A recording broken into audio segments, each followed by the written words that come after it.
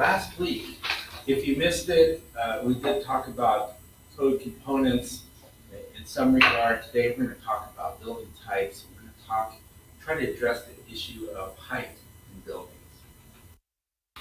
Here's the most important graphic of the day. And let's see if we can go large on this one.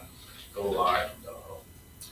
Okay, this whole lecture today is based on this premise. And we're looking at a site, what the site offers. Properties all of a sudden you get all fidgety. They can feel it, just like someone is looking for water. They know where the money is and they look at a piece of property. Well, our developer found this site, and it is street access right there on North Main Street where the big money flows, just like in Chicago, Michigan Avenue. The next door neighbor is 90 feet in height, and the other side, your neighbor is 40 feet in height.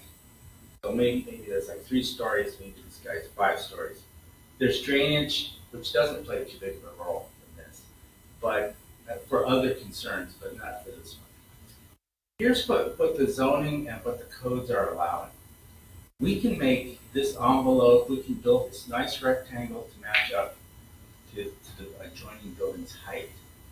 And that's what the zone, and in the zone, because we're potentially in an urban village, an urban city, we can go this height. Now, what do the neighbors want? Right next to our neighbors, here's Macy's, and here's Dillard's.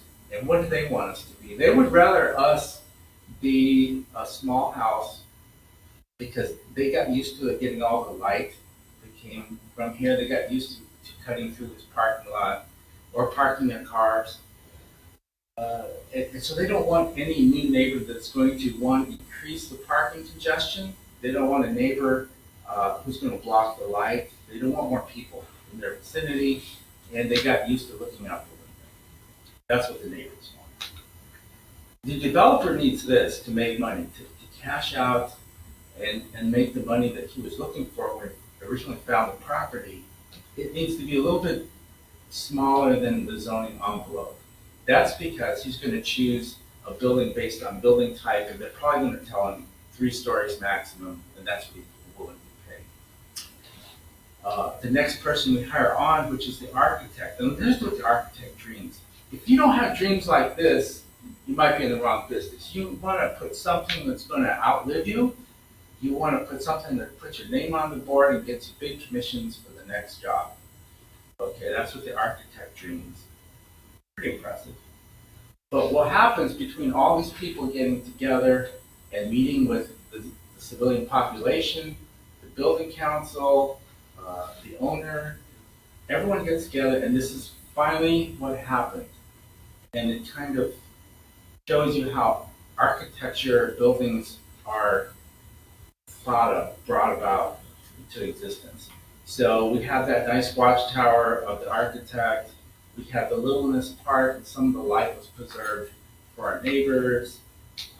The developer gets his piece, which is the most important piece, because they have to make a return on investment. And after all that, what's said in the code book, we can do something like this, really ends up to be like this, because we're fighting human nature and other humans.